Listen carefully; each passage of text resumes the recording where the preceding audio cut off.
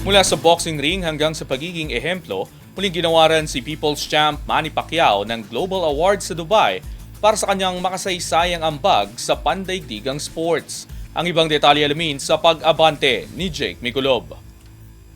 Ginawara ng parangal si People's Champ Manny Pacquiao ng Sheikh Ahmed bin Mohammed bin Rashid Al Maktoum sa kanyang makasaysayang ambag sa pandaigdigang sports. Si Sheikh Ahmed na nagsisilbing ikalawang pinuno ng Dubai, Pangulo ng UAE National Olympic Committee, Gulf Youth Games at tagapangulo ng Mohammed bin Rashid Al Maktoum Knowledge Foundation ang personal na nag-abot ng Global Outstanding Sport Career Award kay Pacquiao sa kauna-unahang World Sports Summit. Kinilala ang Pinoy boxing legend hindi lamang sa kanyang 26 na taong karera sa boxing kundi pati na rin sa kanyang impluensya sa labas ng ring kabilang ang kanyang mga humanitarian efforts at pandaigdigang advokasya sa pamamagitan ng sports. Kasama ni Pacquiao sa mga pinarangalan sa nasabing pagtitipon ang ilan sa pinakamalalaking pangalan sa modernong sports kabilang sina Novak Djokovic ng tennis, Khabib Nurmagomedov ng mixed martial arts, Ronaldo Nazario ng football at Tony Parker ng basketball. Tinanggap ni Pacquiao ang tropeyo sa harap ng mga opisyal ng sports, world leaders at piling panauhin kabilang sina Sheikh Hamdan bin Mohammed Al Maktoum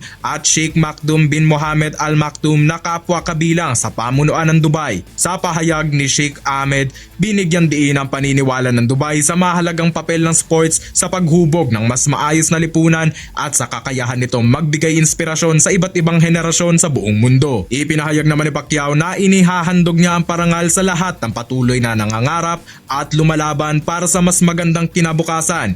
Iginiit na ang sports ay hindi lamang laban ng lakas kundi instrumento rin ng pagkakaisa at pag-asa. Ang World Sports Summits na may temang Uniting the World Through Sports ay nilikha upang magsilbing plataporma ng mga elite athlete at leader ng industriya sa pagbabahagi ng karanasan at inspirasyon lalo na para sa kabataan at mga umuusbong na komunidad sa buong mundo. Ako si Jake Miculob, Abante Sports, now na.